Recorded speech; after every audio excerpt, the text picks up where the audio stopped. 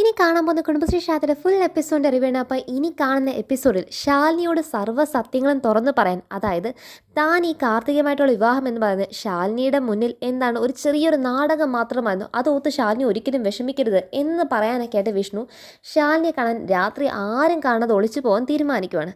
അപ്പോൾ ഇന്നത്തെ detail review അറിയുന്നതിന് മുമ്പ് ഈ ചാനൽ ആദ്യമായിട്ട് കാണുന്നവരാണെങ്കിൽ ഈ ചാനൽ സബ്സ്ക്രൈബ് ചെയ്യാനും ബെല്ലൈക്കൺ പ്രസ് ചെയ്യാനും കമൻസ് ഷെയർസ് ലൈക്സ് ഇടാൻ ആരും മറക്കണ്ട കേട്ടോ.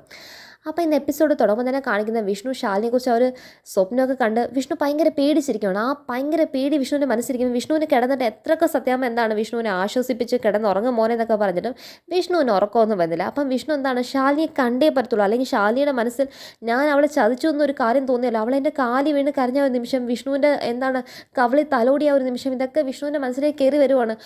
അതുപോലാതെ അവൾ എന്താണ് ഈ സത്യാമ്മ ചോദിച്ച ചോദ്യങ്ങൾക്ക് മുന്നിൽ അങ്ങനെ എന്താണ് ബോധം വരെ കെട്ടുപോയില്ല. അപ്പോൾ എൻ്റെ ശാലിനിക്ക് എന്താണ് എന്തെങ്കിലും സംഭവിക്കുമോ, പോരാതെ ഇങ്ങനത്തെ ഒരു സ്വപ്നം കണ്ടല്ലോ, അപ്പോൾ എനിക്ക് ശാലിനിയോട് ഇതൊക്കെ തുറന്ന് പറഞ്ഞേ പറ്റത്തുള്ളൂ, അല്ലെങ്കിൽ അവൾ എന്നെ തെറ്റിദ്ധരിച്ച് അവൾ എന്തെങ്കിലും ചെയ്തു കഴിഞ്ഞാൽ പിന്നെ എനിക്ക് എന്നേക്കായിട്ട് ശാലിനി നഷ്ടപ്പെട്ടു, ഞാൻ ഇതൊന്നും ചെയ്തതിന് ഒരു അർത്ഥമില്ലാതായി പോകും എന്ന് നമ്മുടെ വിഷ്ണു ചിന്തിക്കുവാണ്. ഇതേ സമയത്ത് തന്നെ നമ്മുടെ കാർത്തിക ആണെങ്കിൽ നേരെ മത്സ്രിയെ വിളിച്ചിട്ട് ഇവിടെ നടന്ന കാര്യം വിഷ്ണു കണ്ട സ്വപ്നവും കാര്യങ്ങളൊക്കെ പറയുമ്പം നമ്മുടെ മത്സ്രി പറയുന്നുണ്ട്, വിഷ്ണു അങ്ങനത്തെ ഒരു സ്വപ്നം കണ്ടെങ്കിൽ അത് യാഥാർത്ഥ്യമാക്കി തന്നെ നമ്മൾ മാറ്റിയിരിക്കുമെന്നൊക്കെ മനസ്സിൽ ചിന്തിച്ചിട്ടാണ് ഈ ഫോൺ വെക്കുന്നത്. അപ്പം കാർത്തിക് അകത്ത് കയറി വരുമ്പം നോക്കുമ്പോഴത്തേക്കും വിഷ്ണു എന്താണ് എങ്ങോട്ടേക്ക് പോകാനായിട്ട് റെഡിയായി നിൽക്കുന്നത്. അപ്പം വിഷ്ണു ചോദിക്കുക, വിഷ്ണുവിൻ്റെ ഈ രാത്രി എങ്ങോട്ടേക്കാണ് പോകുന്നത്, അത് എനിക്ക് എന്താണ് ഇന്ന് ശാലിനിയെ കണ്ടേ പറ്റത്തുള്ളൂ എന്ന് പറയുമ്പോഴത്തേക്കും അയ്യോ സത്യാമ്മ എങ്ങാനും അറിഞ്ഞ പ്രശ്നം അതില്ലേ, റൂമിലെങ്ങാനും വന്ന് നോക്കിയാലോ, ഇനി അമ്മ ഇങ്ങോട്ടേക്കൊന്നും വരാൻ പോകുന്നില്ലല്ലോ, അമ്മ ഒക്കെ ഇപ്പം കടന്ന് ഉറങ്ങിക്കാണെന്ന് പറഞ്ഞിട്ട് വിഷ്ണു ധൈര്യമായിട്ട് ശാലിനിയെ കാണാൻ തന്നെ രാത്രി ആരും അറിയാതെ പോകും. അപ്പോഴത്തേക്ക് ഈ അവിടെ റൂമിൽ ഇരിക്കുന്ന കാർത്തിക്കാണെങ്കിൽ ഭയങ്കര പേടിയാണ്, എങ്ങാനും സത്യാമ്മ കയറി വന്നാൽ ഇന്ന് എല്ലാ നാടകവും ഇതോടെ പൊളിയുമല്ലോ.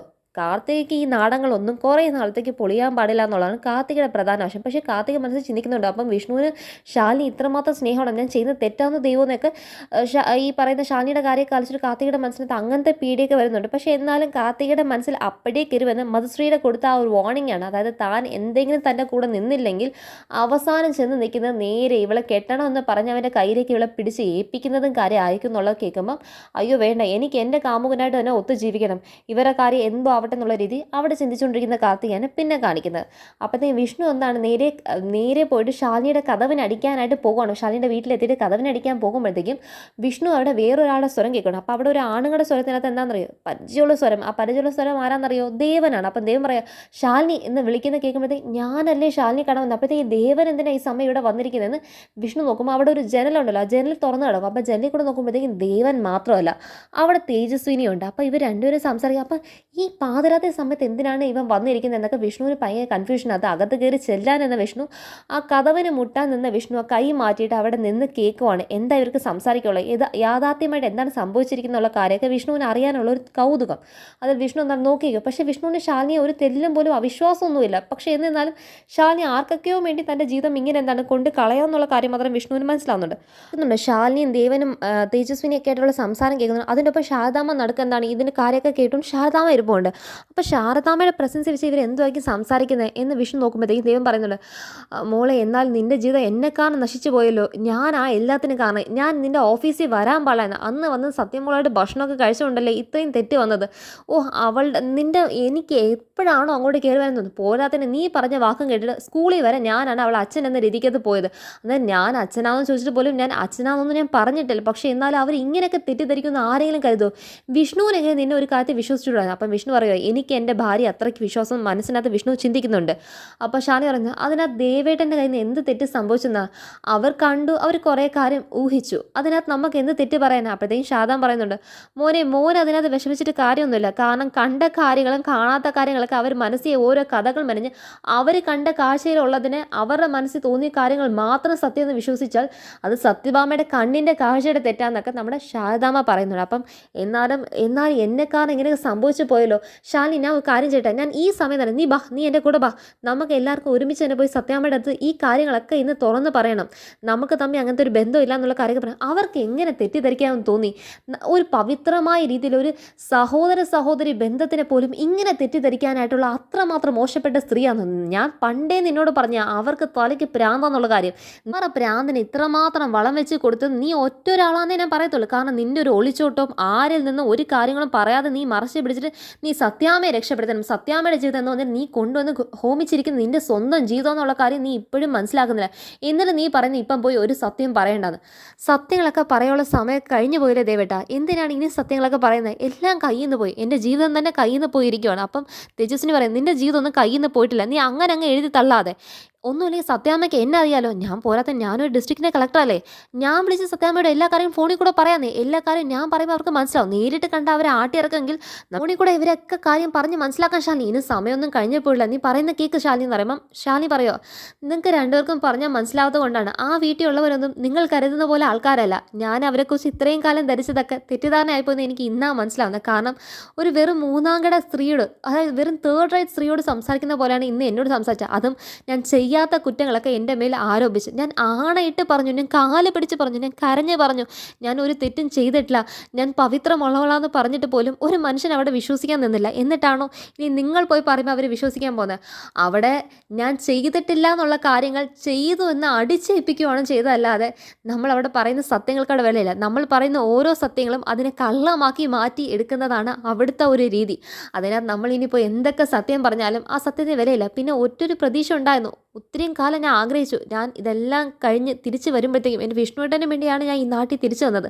അതൊക്കെ മനസ്സിലാക്കി സത്യാമ്മയ്ക്ക് ഞാൻ ഒളിച്ചിരുന്നും മറഞ്ഞിരുന്നും ഞാൻ ചെയ്തു കൊടുത്ത സഹായങ്ങളൊക്കെ സത്യാമ്മ അറിയുമ്പോൾ, ഞാൻ സത്യാമ്മയുടെ വാക്കിന് കൊടുത്ത വില കൊണ്ടാണ് ഇന്ന് വരെ സത്യാമ്മയുടെ മുന്നിൽ വരാതിരുന്നതെന്നുള്ള കാര്യമൊക്കെ സത്യാമ്മ മനസ്സിലാക്കും. എൻ്റെ സ്നേഹം സത്യാമ്മ തിരിച്ചറിയും. എന്നെ വിഷ്ണുവേട്ടൻ്റെ തമ്മിലുള്ള പരസ്പര സ്നേഹം സത്യാമ്മ തിരിച്ചറിഞ്ഞ് എന്നെ തിരിച്ച് മരുമകളായി സ്വീകരിക്കുന്ന ഒരു ദിവസം, അത് വളരെയധികം സ്വപ്നം കണ്ടുള്ള ദിവസമാണ്. പക്ഷേ എന്നിട്ടും അതൊന്നും അല്ല സത്യാമ്മ ഞാൻ വിചാരിച്ച ആളൊന്നുമല്ല. സത്യാമ്മയ്ക്ക് ഇന്ന് വരെ ശാലിനിയെ മനസ്സിലാക്കാൻ കഴിഞ്ഞില്ല എന്ന് മാത്രമല്ല, സത്യാമ്മ ശാലിനിയെക്കുറിച്ച് ഇപ്പം ഭയങ്കര ഒരു ധാരണ വെച്ചിട്ടുണ്ട്. അത് ശാലിനി വെറും വൃത്തികെട്ടവളാകുന്ന രീതിക്കകത്ത് അങ്ങനെ ചിന്തിച്ചിരിക്കുകയാണ്. അപ്പം ആ ഒരു കാര്യത്തിനപ്പുറത്ത് നമ്മൾ ഇനി എത്ര സത്യം, നമ്മൾ ഇനി എത്ര ആണയിട്ട് ഏതൊക്കെ ദൈവങ്ങളെ സാക്ഷി നിർത്തി പറഞ്ഞാലും നമ്മൾ പറയുന്ന ഓരോ സത്യങ്ങളും അവർക്കത് കള്ളങ്ങളായിട്ടല്ല തോന്നാൻ അവർ പഠിച്ചില്ല ദൈവേട്ട. അപ്പം ശാലിനി എടുത്ത് നമ്മുടെ തേജസ്വിനി ചോദിക്കുന്നുണ്ട്. ഇതൊക്കെ കേട്ട് വിഷ്ണുവിനങ്ങ് ഭയങ്കര സങ്കടത്തിൽ നിൽക്കുകയാണ്. കാരണം ഇവനും ശാലിനി കൂടെ സംസാരിക്കും, സഹോദര ബന്ധം എന്ന് പറയുന്നില്ല, അവിടം കൊണ്ട് തന്നെ വിഷ്ണുവിൻ്റെ മനസ്സ് പെടയാണ്. വിഷ്ണുവിന് മനസ്സിലാക്കണം, ഞാൻ എൻ്റെ ശാലിനിയെക്കുറിച്ച് കരുതി വെച്ചത് മാത്രമായിരുന്നു അയാളെക്കുറിച്ച് ശരി. അമ്മ തെറ്റിദ്ധരിച്ച പോലെ ഒന്നും അല്ല എൻ്റെ ശാലിനി, എനിക്കുണ്ടായിരുന്ന വിശ്വാസം ഇന്നതാ അത് സത്യമായി മാറിയിരിക്കുമെന്നൊക്കെ വിഷ്ണു മനസ്സിൽ ചിന്തിക്കുന്നത്. അതുപോലെ തന്നെ ശാലിനി പറയുന്നില്ല, അവിടെയുള്ള ആരും വിശ്വസിക്കത്തില്ല, അവരെല്ലാവരും എന്നെ ഇത്ര മോശപ്പെട്ടവളായിട്ടൊക്കെ പറഞ്ഞു എന്ന് പറയുമ്പം വിഷ്ണു ചിന്തിക്കുക, ആരൊക്കെ തന്നെ എന്തൊക്കെ പറഞ്ഞാലും തന്നെ തള്ളിക്കളയാൻ എനിക്ക് പറ്റത്തില്ലടോ.